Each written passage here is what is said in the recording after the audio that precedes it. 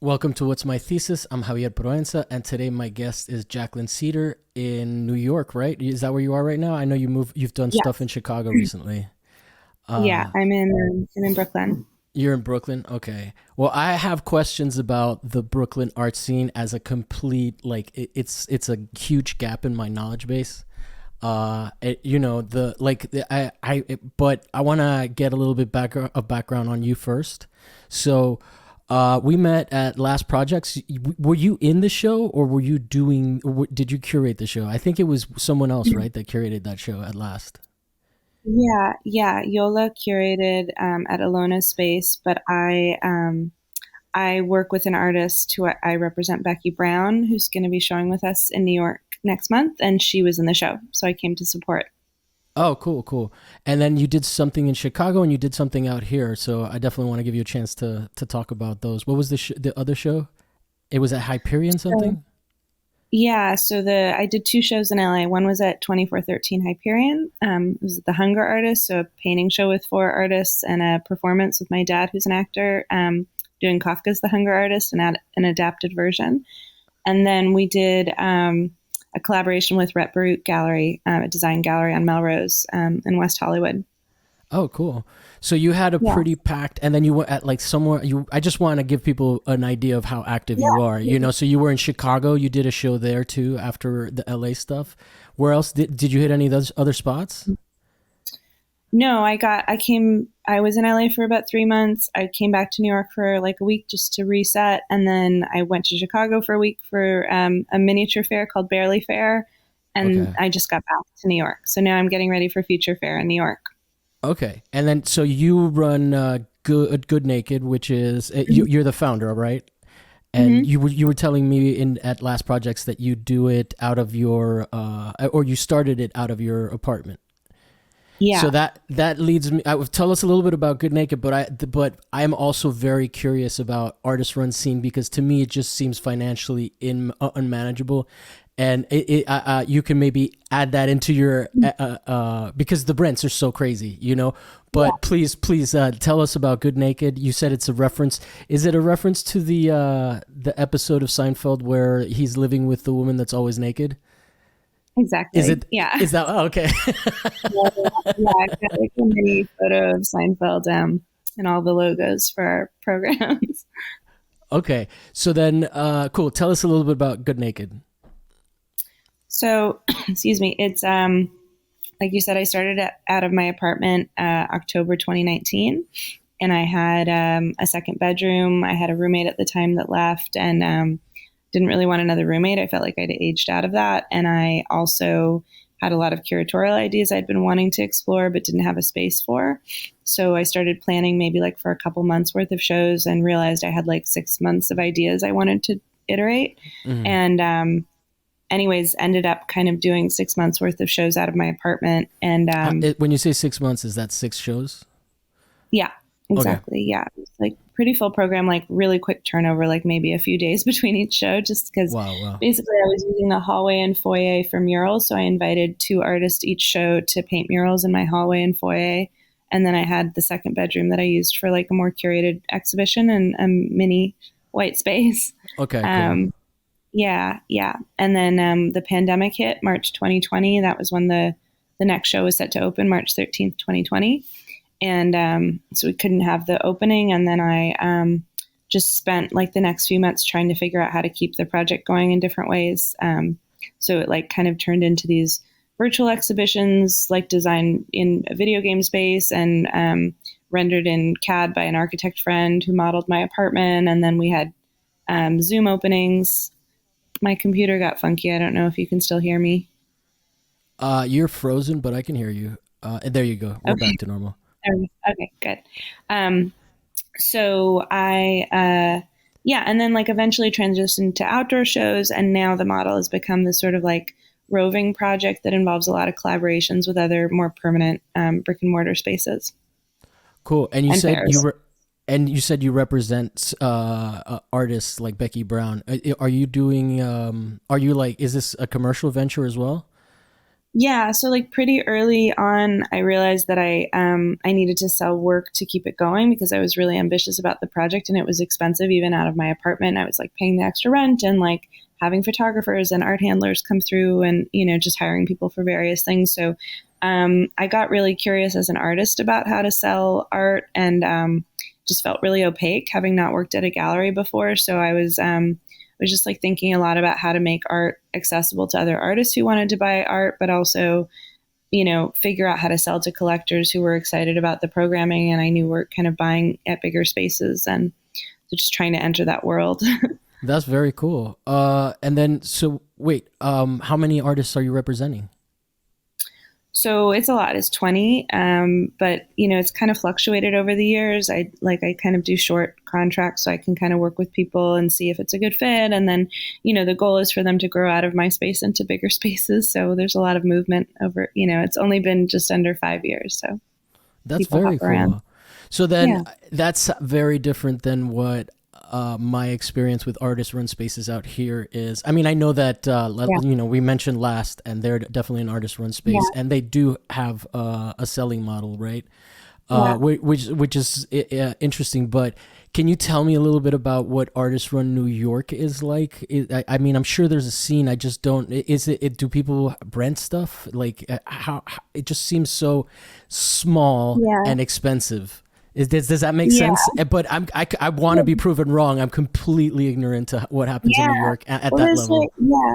No, I mean, I think that like I'm certainly not an expert, and there's a wide range. I think actually this woman from Hyperallergic came to interview me not so long ago, and she was doing like kind of a rundown on all of the like home galleries that she had heard about in New York. So maybe that'll come out soon. There'll be like more of a I don't know, like a list that is comprehensive in some way. But, I think they change a lot over time. I had been really inspired by, I had a couple artist friends who were doing small projects out of their apartments in other cities, like Columbus, Ohio was one of the first ones I got to know. It was in a commercial space near other studios, but it was artist run and really ambitious. Mm. And I got excited about that program. And then my friend Josh Abloh was running Freddie out of Baltimore, and then eventually, in this sort of like converted church space, there's this guy Austin Eddy who was doing things out of his closet. So there were like all of these models that I'd kind of been peripherally connected to or interested in. And then when I started MySpace, I started doing a deeper dive, and just, I mean, it's kind of infinite. There's so many spaces. But I think, like you're saying, like they function in different ways because the real estate is so expensive. So sometimes they're like maybe smaller corners of the apartment, and then some people just really throw down and do like fancier things in an apartment, and it's cool to see things in that kind of space. So Well, I um, think I think you answered my question in a way that I didn't anticipate because you're yeah, referencing all these apartment-based yeah, spaces. Is it yeah.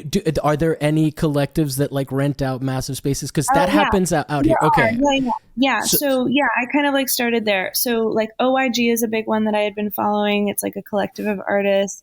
There's Sunny's started a while ago. It was three artist friends who were, kind of getting going in that way. So there are artist run commercial spaces.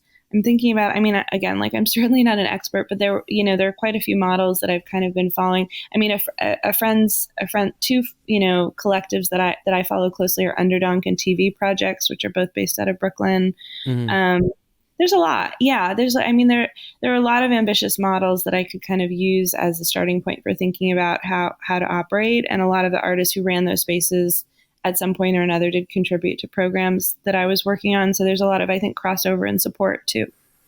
Do you have let's you mentioned you're an artist Yeah. as well. Hmm. Okay, can Yeah. we get your origin story on that? Like, when did you start realizing you were an artist, and then how did you transition into the artist you are today?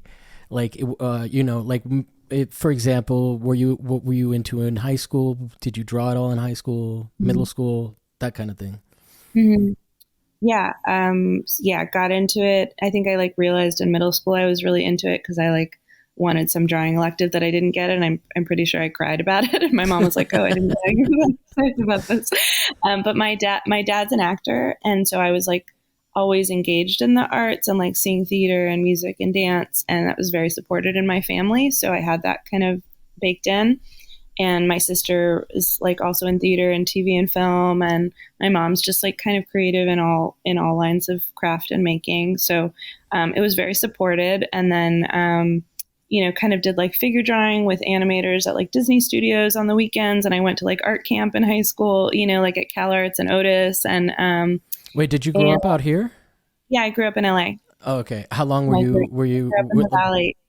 oh, in the So valley? Okay. I ended up going to UCLA for as an art major in college, and so like a lot of my faculty were LA based, kind of like heavy hitter artists. Hmm. I studied mostly painting and photography, so I was with like Larry Pittman and Kathy Opie and Jim Welling and a million other great people who I can't believe spent so much time with 18-year-olds. It's like kind of awesome.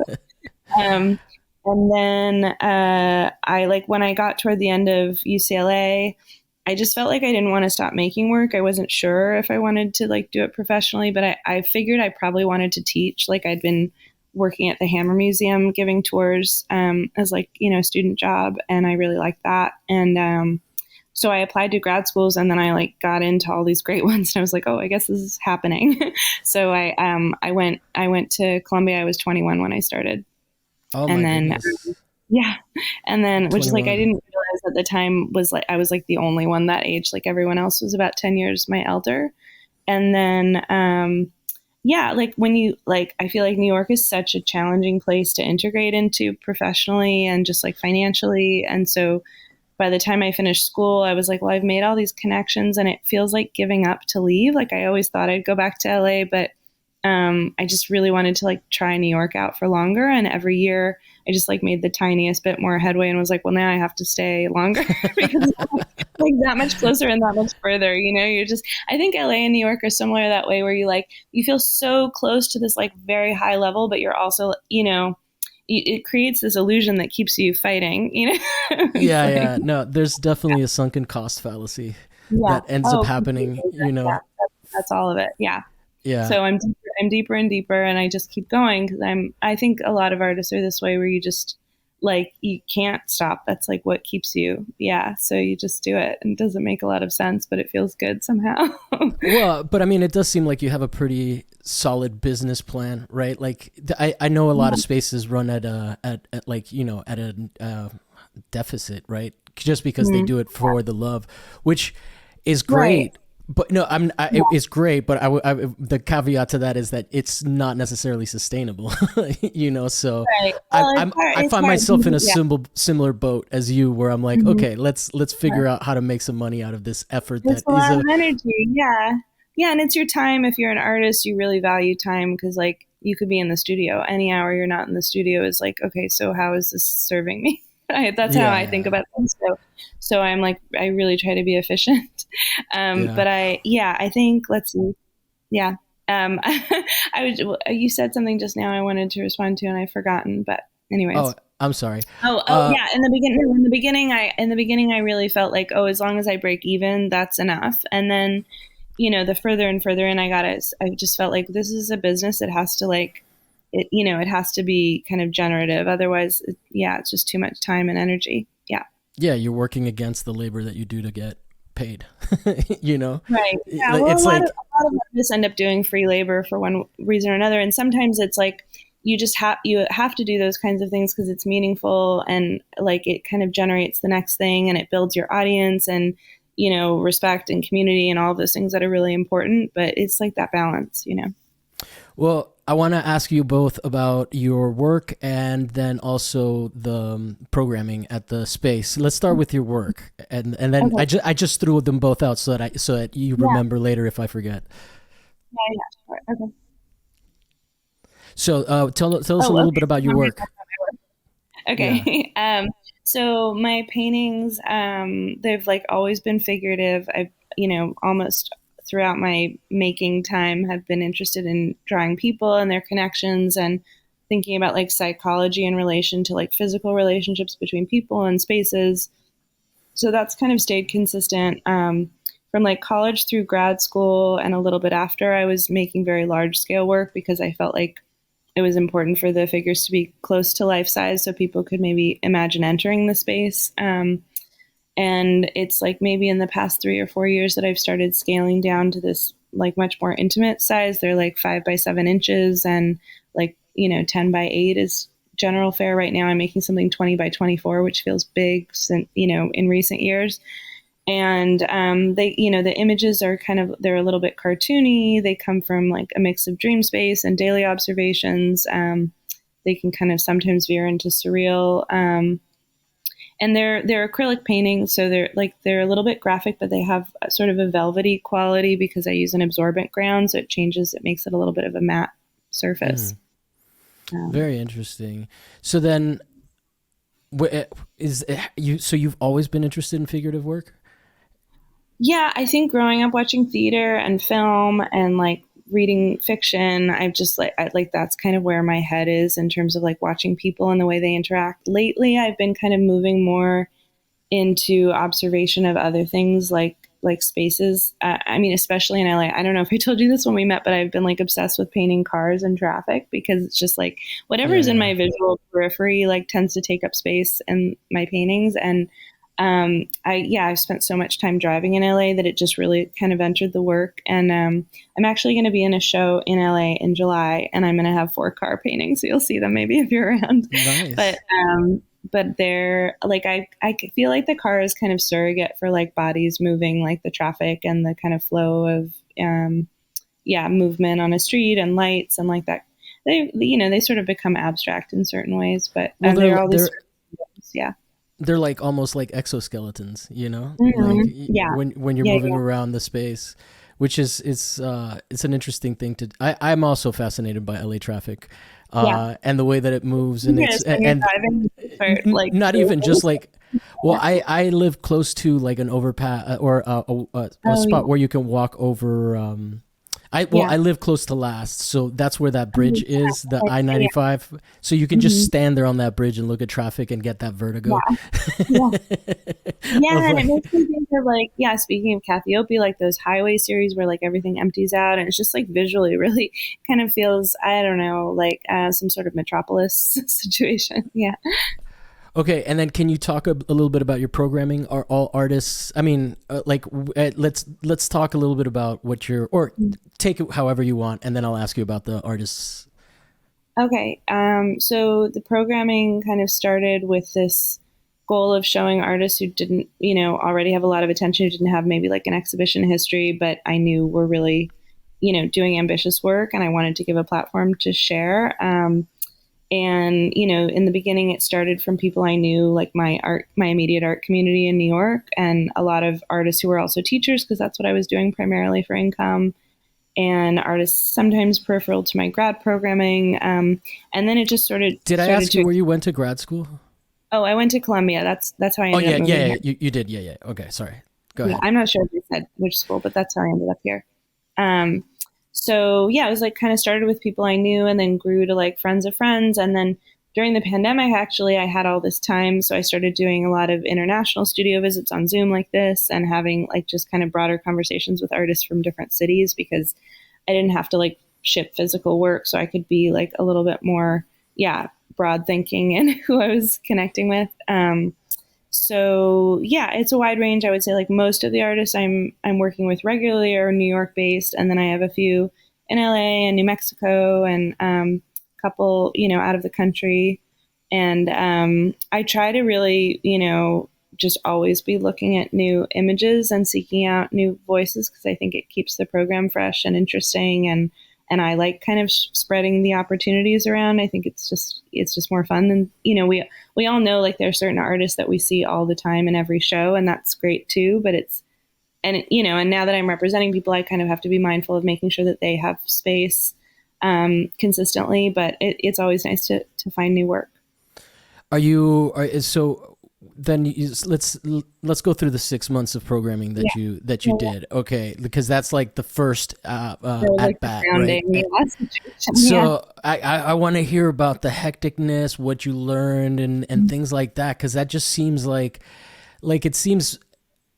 Like most people, I don't know. I guess I'm not one to speak because I started a podcast and I haven't stopped, but it there's so much that you learn when there's the idea and then there's the pragmatic execution of it. And I'm interested in because that sounds overwhelming. Also, I invite people to my house to like Yeah. for interviews, and that Mhm. stresses me out. But you're having like Yeah. audiences come in, which is like more than just one person a week, you know?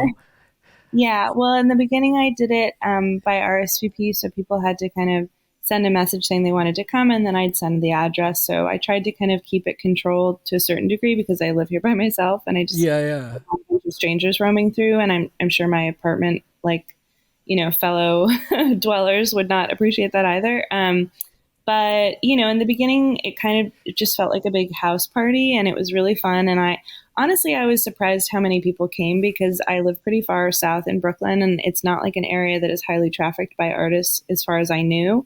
And so I didn't know what the attendance would be. I kind of figured if I made a cool show and documented it well, then it would just travel digitally, and that would be the thing.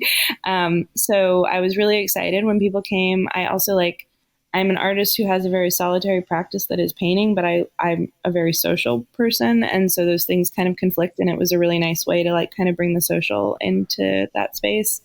Um, so yeah, I mean, I think did I answer both of you? You had a couple other parts of that question, but yeah. So in the beginning, like the social part of it was really exciting. I think people look at art in a home in a different way than they do in a gallery space. I think that people stay longer when they're making a destination journey versus like hopping to 5 galleries in one evening. So all of those things I thought were really cool. Um, there like the installation, like having so like the first show, I like gave people the key to my apartment while I was out for the day and like let them come paint in my house those murals that were made. So it was Hmm. like a lot of kind of trust and camaraderie involved in being an artist that I've always found is kind of amazing. Like when I travel to other cities, I'll like kind of cold write to artists to come to their studios. And it's just like this awesome way that we are able to connect that is so different from most people in other industries. Yeah, So I yeah, can I thought, relate to that. yeah, so I thought that was really, I just thought it was really amazing how people came together and were supportive of it. Um, and then, yeah, I mean, they're like all the logistical things that just were basic, but I had to figure out because I never run a gallery, like just making sure I knew, the proper way to pay people for photography and art handling and repainting the walls. Like I just like didn't have the time and energy to do it all myself. So I ended up kind of having a few people supporting in that way. Nice. And yeah, and then there was just the factor of like being an artist and thinking like, oh, I'm an artist, I get other artists, and realizing that like we all operate in very different ways, That and I've so just also like, learned that. yeah, just navigating all of these things. I tend to be like fairly type A as artists go, but there's just like a wide range of us. So that yeah, it was I think overall very positive. There were like a couple complaints from neighbors, but like considering how many events I was and like I also had this component like I wanted to it to be sort of like a salon, so I had like play readings and some comedy shows and some video screenings. Like yes, it was fun. It was really amazing. It was kind of special. And then how do you feel? So you mentioned a little bit about like the integration with the broader like Hmm. art market, the higher end, or not necessarily, or I mean maybe David Zwirner's, but I'm guessing you're talking more like mid tier galleries that you're butting up against and having relationships with, or are you do you know David? Well, we did do, I did do platform, which is like the kind of like, baby version of working with David Zwirner. I don't know him, What's but platform? platform is like this online program that is associated with David Zwirner where they like kind of host digitally art sales by other, it used to be mostly smaller galleries, but now it's kind of like turned into, a wide range of like different tier spaces. I really like their team. I don't have any connection to David Zwirner other than being hosted by them to show some of my I artist work. That's Yeah. awesome, dude. I didn't even know Yeah. that existed. That's actually Yeah, you taught okay. me something Yeah. today. Oh yeah, no, I mean, I don't know. It's like you never know what's interesting to folks, but that's something that we've participated in. And then mostly in the beginning, it was like collaborations with other like-minded, like similarly oriented spaces like Artist Run and because I was doing things at the edge of pandemic, like post vaccination, like I worked with this artist in New Mexico and I said, I'd really like to show your work. And he said, I know the space in Albuquerque. This guy runs a gallery out of his gazebo in the backyard. And I literally like flew to Albuquerque. It was like my first trip out, like post pandemic, post vaccine. And I showed up at this guy's house and he was like, yeah, like do whatever you want. He was so generous. Jonathan Hartshorn, he runs Calendar Gazebo, and Drew Miller, who's the artist that I show, he connected us, and it was just like this kind of generosity I was talking about amongst artists, where he was like total trust, like, yeah, whatever you want to do, like the space is like my space is your space. And I got to host two artists in New Mexico and two from New York that I brought with me in my suitcase, and this is like a really fun collaboration. So I love the visual of you having artists inside, the actual artists inside, not the work. I wish that it happened. I always trying to cram as much as I can into that carry-on. Yeah, So, well, you would have to definitely pay the extra fee for luggage weight. I'm like worried about these artists in the suitcase. Anyways, so that was kind of the first of many. Yeah, and now I got into the habit of like sort of generating these pitches, to spaces that I think would be, interesting, that, we have like-minded taste in terms of styles of work that we show, or we just kind of have similar values in our programming. And so that's kind of been the model of just, talking to artists about what kind of spaces they want to see their work in, and trying to manifest it, because I don't have like, the monthly regular spot. So I'm kind of like really, you're not doing it out of your apartment anymore? no, I use my apartment as a showroom. Like if collectors want to come by, I have like, a group of works by artists that I work with more regularly that I can hang on the wall and display for those kinds of conversations. And, if an artist or a writer wanted to come by or see something, it's available. But I just felt at a certain point, like artists really wanted their work, like a priority was for artists to have their work, be seen more visibly, more accessibly. And I don't know, like, I mean, I think again, there's something special about it being in a home, but it's not nearly as accessible as other spaces. So try to No, that make makes sense. Yeah, no, I mean, it's interesting. I don't mean this in a negative way, but it's interesting. Sort of the subtext of what you're saying is that to some degree, it's a home gallery is not as effective as what you're doing now. Am I completely being wrong here? I don't know. I was like sort of thinking about it as I was saying it, because it's like sometimes like you'll be in the art fair with all the other big galleries, and you've paid the booth fee, and you've shown up and you've put on this fancy display, and some collector, they missed the booth because there were like 30 other spaces, and they like ran out of time or whatever. And so in some ways, like having a space where you make an appointment and it's a special thing and you really have to like make a concerted effort to get there can be better. It just sort of depends on the situation. I think like what I started to see was that artists were more attracted to things that were more visible in like a commercial way. So I kind of try to follow, because I'm such a new space, I'm kind of constantly like talking with artists about like what's working for me, what's working for them, like how we match their goals, because everyone has different, and somebody might say, like at some point, I really want to come paint the halls in your apartment. And I might say yes, because it's like, that's an exciting thing to do. But I feel like I'm, mostly kind of thinking about like, okay, what is going to benefit them in terms of growing their career and giving them more opportunities, that sort of thing. And then of course I do have to think about sales. So it's another no, that piece makes sense. And it sounds like you're living the best of both, because you still have a location that collectors can come, and you still have a showroom, which I think is and I mean, awesome. I think the strange thing is that like a lot of people will buy work without seeing it in person, which is so wild but common. Oh, wow. So I think to me, like as an artist, I just want always for my work to be seen, as an object in real life in relation to a human, because like there's just a difference, and you can't, no matter how amazing your documentation is, it's just a different experience to have a physical relationship. So yeah, I really like believe in that, but also, you kind of just have all the different layers of access, because it's not all possible all the time. Yeah. What are the things that you think are like the most important things? Because all right, so we've been having this conversation, and it's just actually really serendipitous that you're also interested in the commercial side of things, because I've been doing the show also for 5 years, and I've just kind of done it as a hobby for most of the time, now that I really am interested in it, I've realized that I've just documented a lot of the, let's call it the pro bono community art scene, which is like, I'm not saying it's invalid, but it is it has a different set of concerns, right?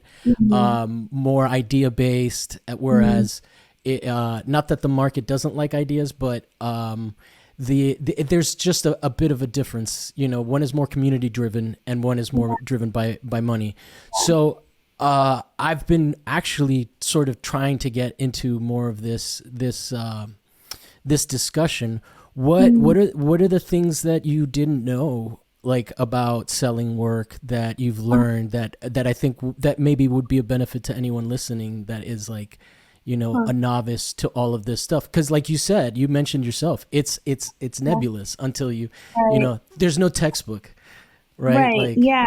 Yeah, there really isn't. I mean, there's like kind of a lot you can learn by doing, and then every situation is different. Did you read the Rick Rubin book by any chance? Do you no, know? is that a strong recommend?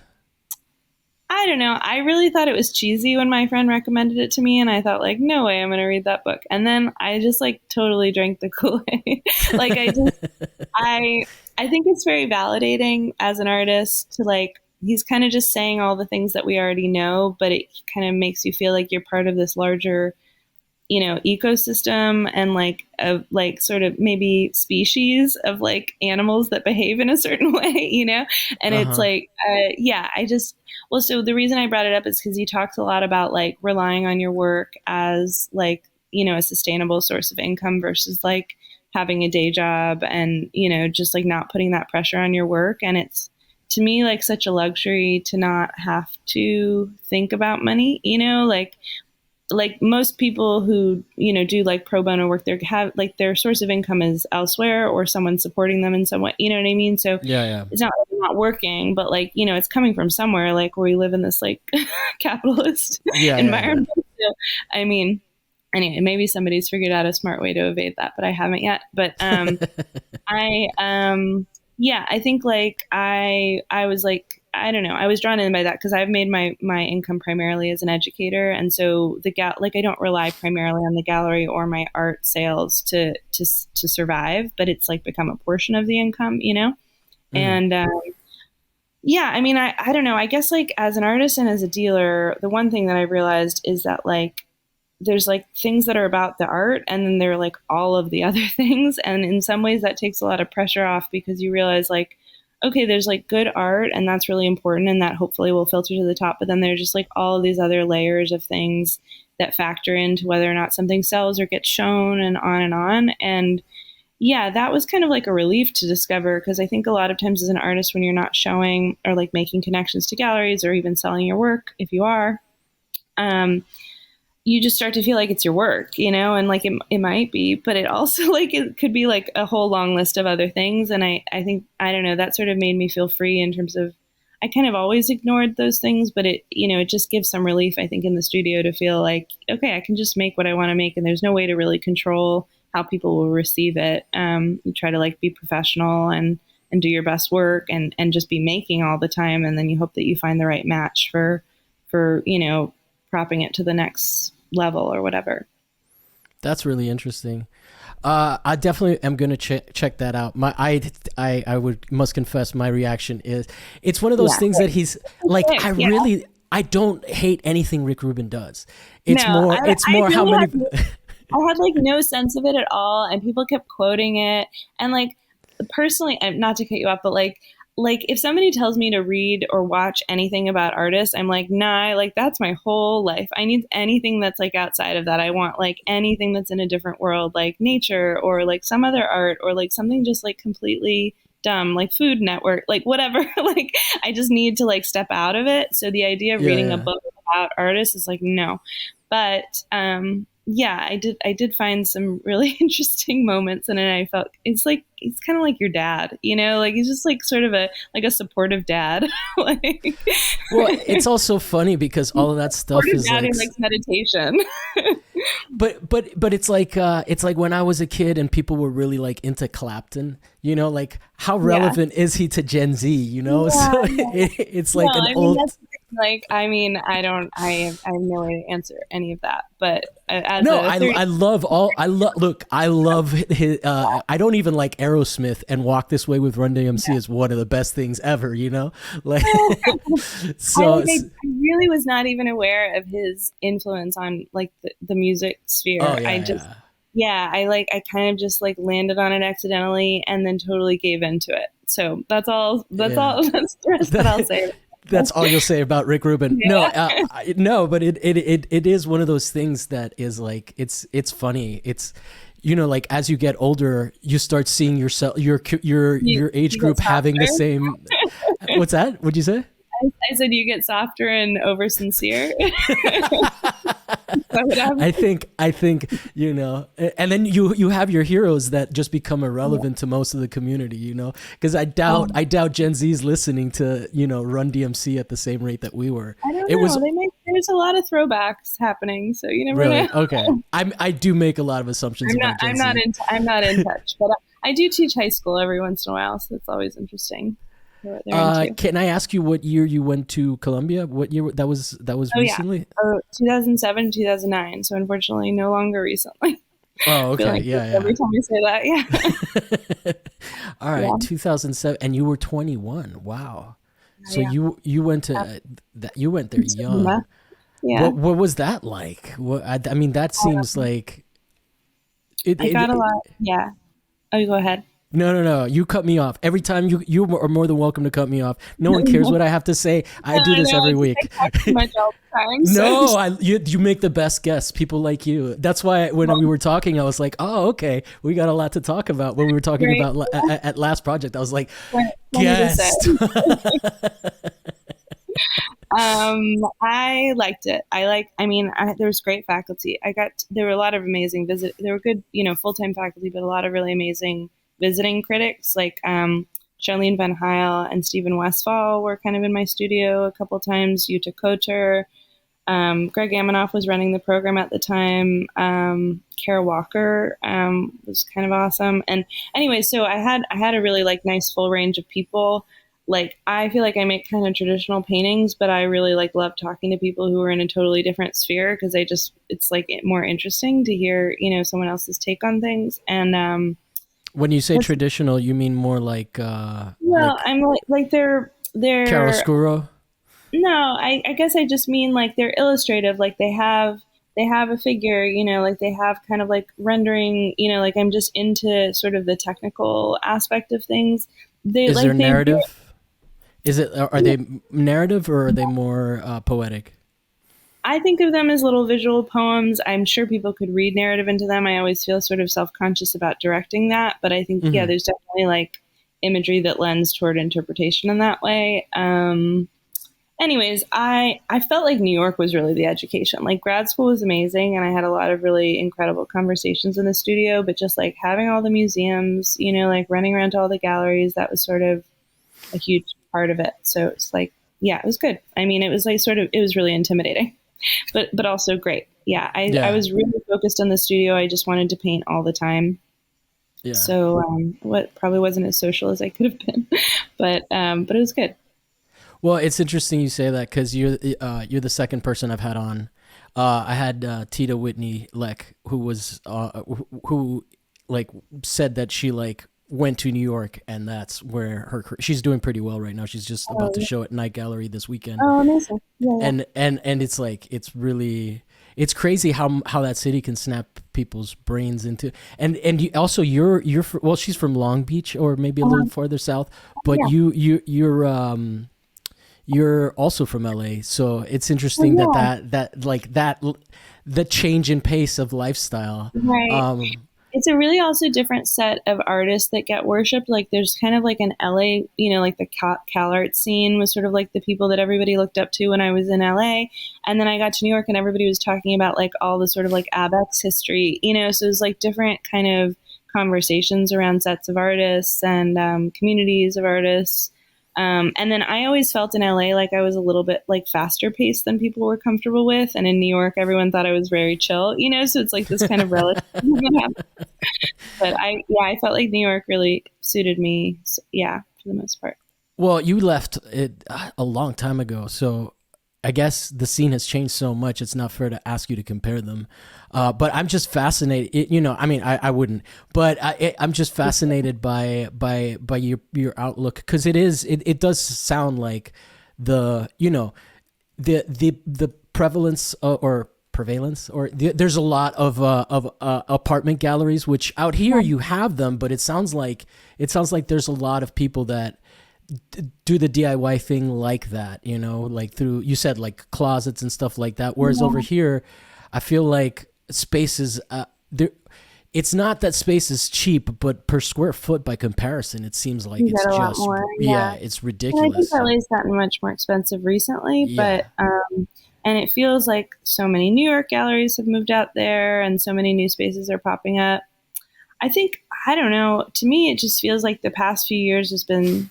Again, I'm no expert or historian in this zone, No, but but you're here as someone who knows more than me, so well, I give you the two that. of us can move around in the dark together. But I do. Maybe it's because it's just on my radar more, but I feel like there's this kind of, and I think there might be a little bit of like pandemic, like post-pandemic things that are kind of, leaning in this direction. But it's like this feeling like, oh, it's available. It's like available to anyone, artist, non-artist, like collector, gallerist, like.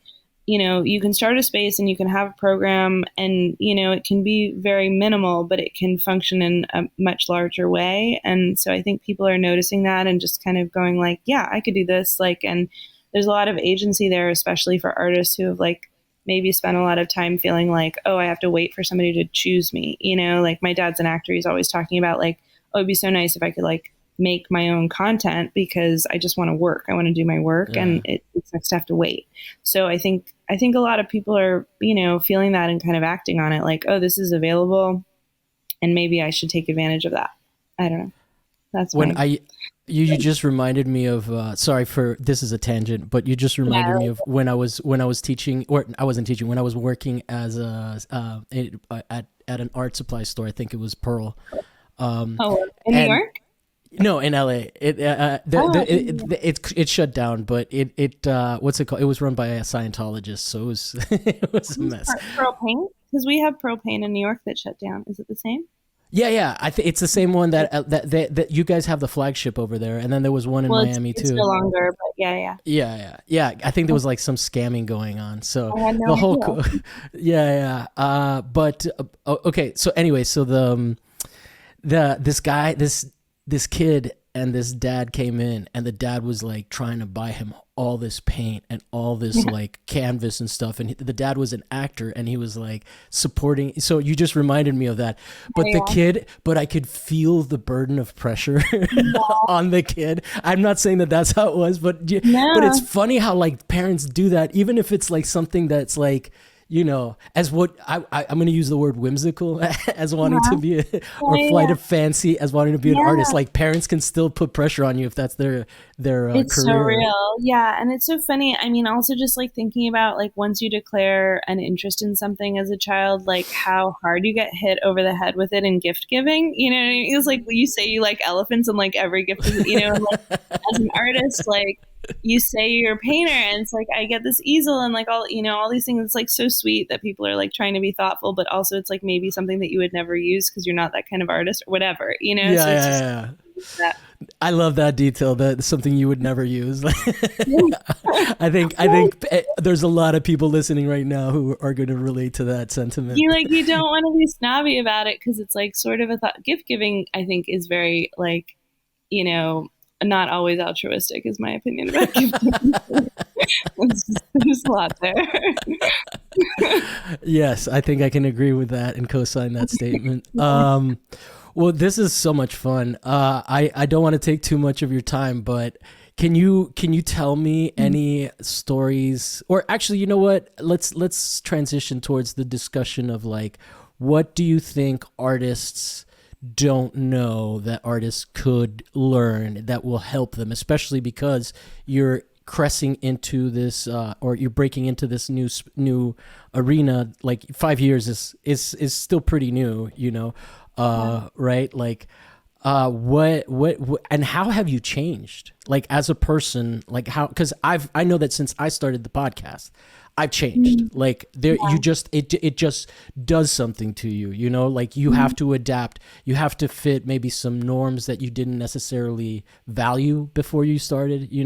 Like I mean, not to be anything, but when I used to be able to say whatever I wanted, and Yeah. now we're talking about Columbia. You went to Columbia University, and I'm like, let's not talk about Columbia University, Right. Yeah. But I Sure. definitely want to acknowledge it. Shout out to the students.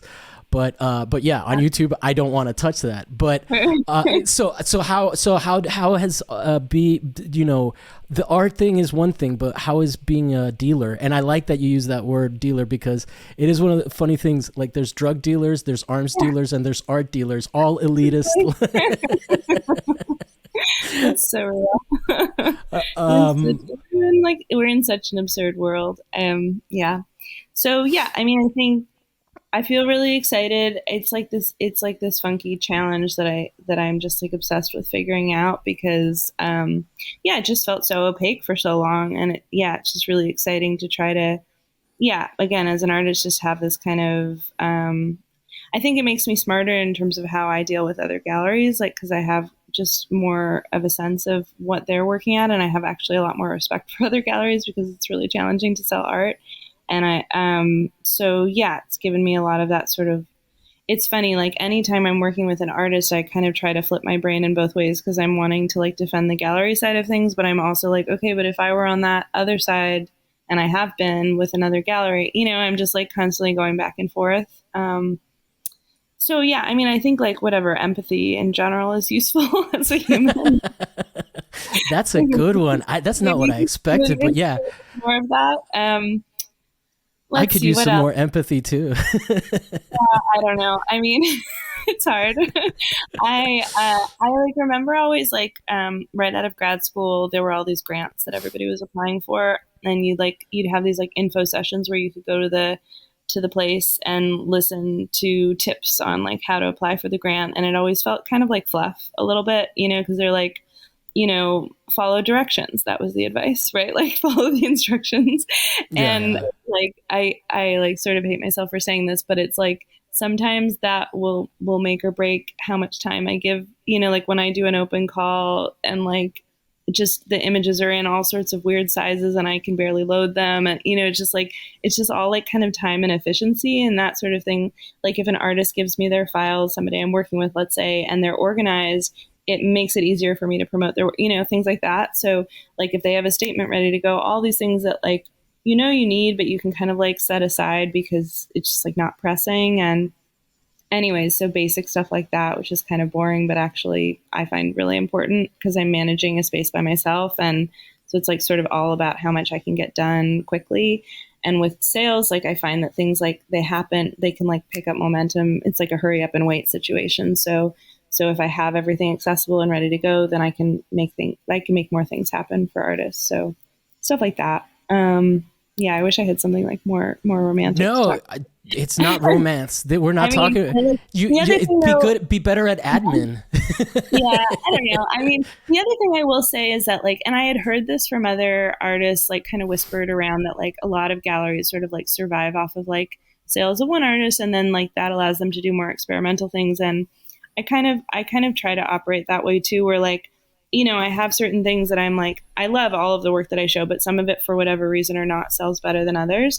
And that allows me to like do a one man show with my dad performing at a weird space in LA. You know what I mean? Like I have the opportunity because I know that that's like covering me to play. And I think that's really important to still be able to play because otherwise, like, what's the point? Like you could go make money in any other industry much more efficiently, So I try to like give space for that in programming where I just like, I know it's not going to necessarily yield immediate funds, but it will build the audience. It'll bring more artists, it'll bring more writers. And that's an important part of keeping a program alive. You need like, I knew from the beginning of the space, I was like, the artists need to come support this first. That's like going to make or break the situation. So yeah, I feel kind of indebted to that. Thank you, And then artists. so you said that you were trying to make your tier accessible to other artists, and I like the Oh, idea of artists collecting artists, right? Because a lot of especially artists go for it. Yeah. yeah, and especially if one of them blows up, then you're in their collection. Yeah. Yeah. Yeah. Okay. But sorry, I lost my train of thought after that joke. What Oh, was I no, saying? Artists collecting artists artists. find So art. Yeah. yeah. So then, do you have like a range that you charge for work? Is this, if this is too, like, I know that galleries don't like to disclose this stuff, so if I'm you are more Well, than I mean, welcome to just. it's all pretty public. Like honestly, if you did any sort of digging into most galleries, you'd be able to get this information. So I don't know. I try to be as transparent as possible without, talking too much. But I uh, I find like, in the beginning, again, like my audience was artists, so it was like I knew that the price point had to kind of fit within that range of things that other artists could afford, and that was sort of the beginning, was sort of modeling after. Maybe you knew this program started in LA. Those guys who did Got It for Cheap, who did those like art on paper sales and No, everything. that Like sounds good though. it was fun. Yeah, it was like I mean, some people, I don't know, maybe some people felt snobby about it, but I participated in a couple times where it's like every artwork is the same size and it's like famous artists and it's like unknown folks, and you go into a room and like you can same price. All the works are Yeah, like yeah. $30 for the small one and like $100 for the big one, and it's like kind of a free for all.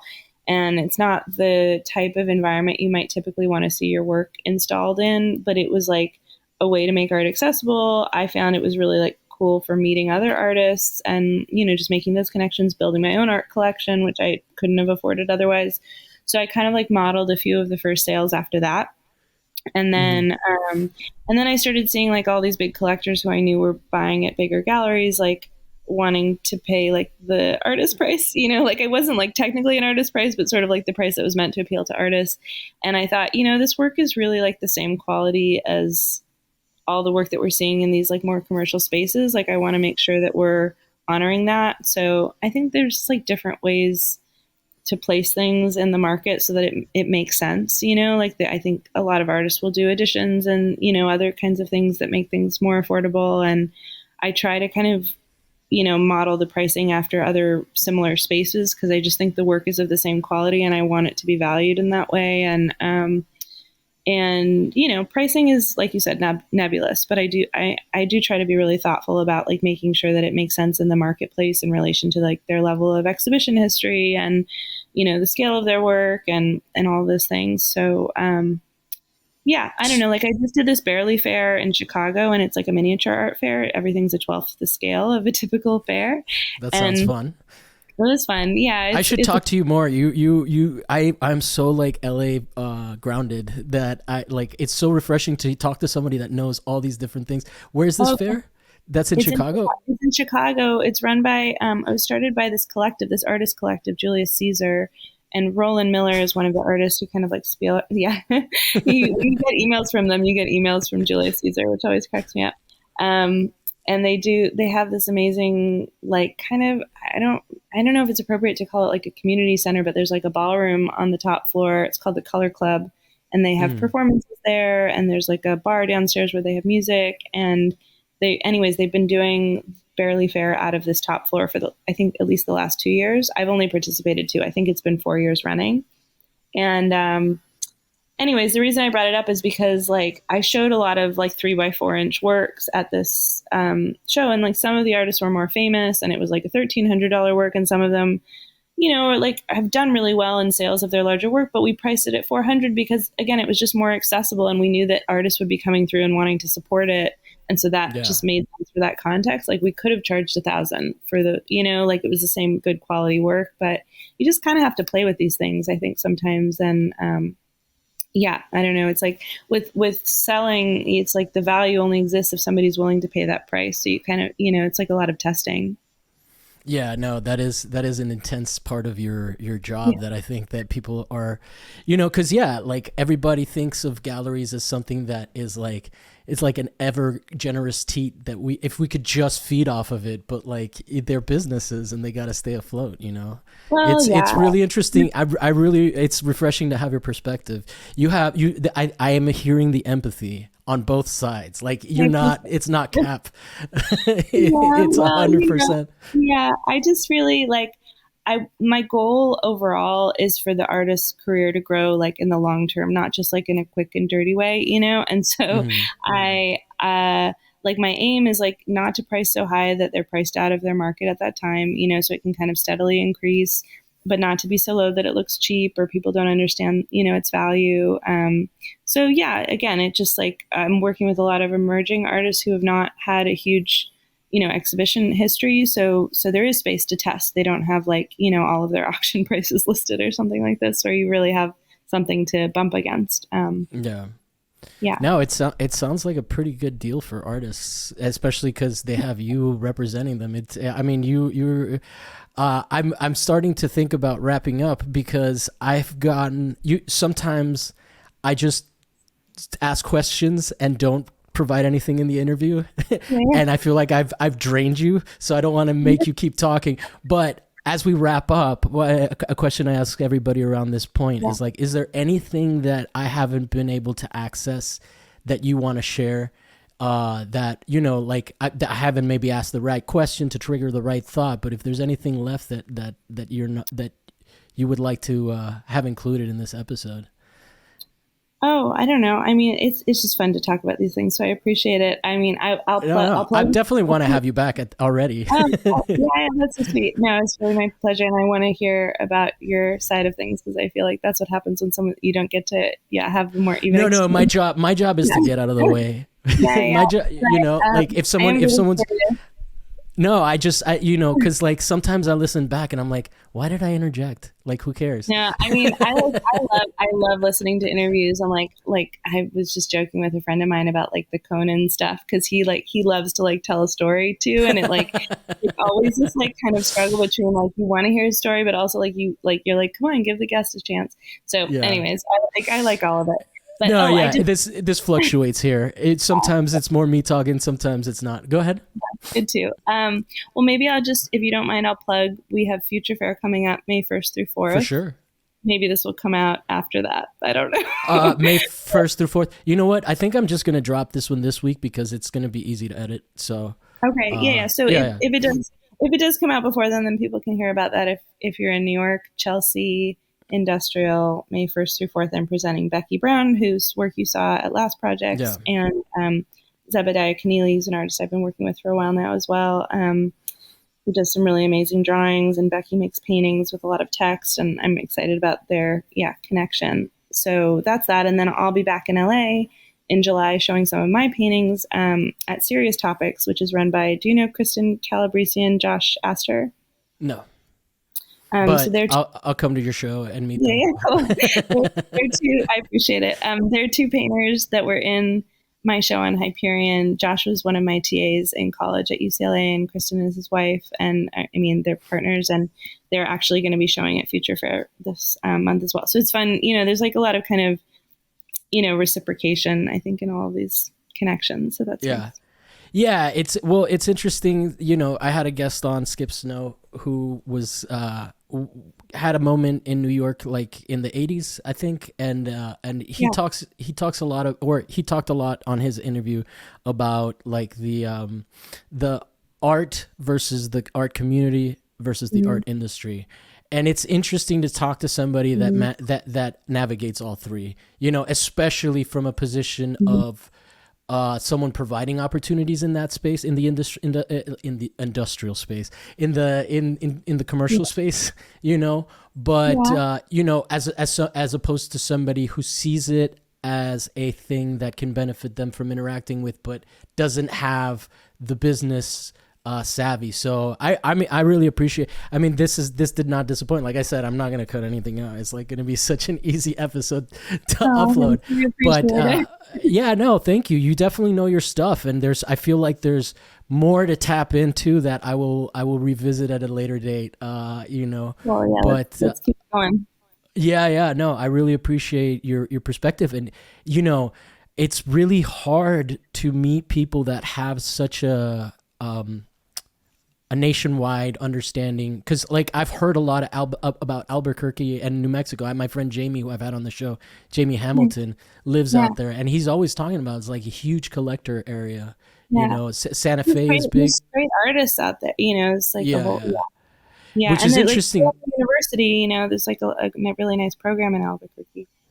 Yeah, it goes counter to some of the notions that I've expressed and have on the show, which is that like the benefit of a New York and an LA is that there are bigger institutions which attracts more artists to be part of those communities.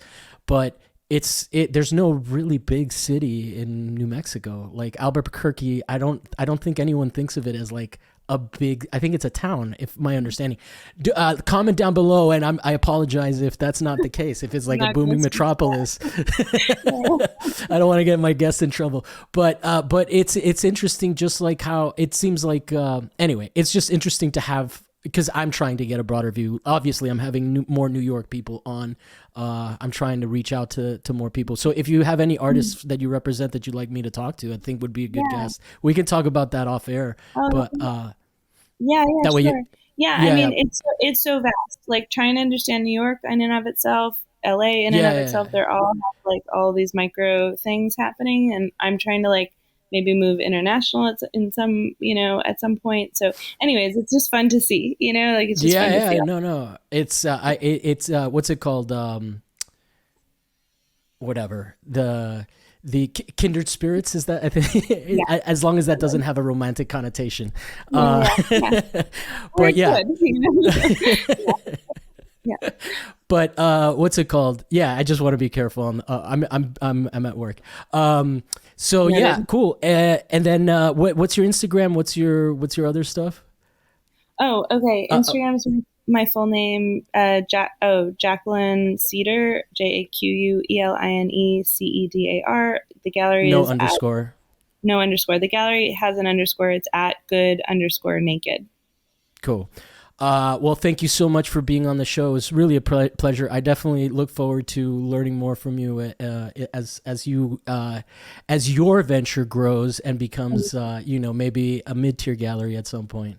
Because Oh, that'd be I rad. think I We'll see it see. in I see the possibilities for you.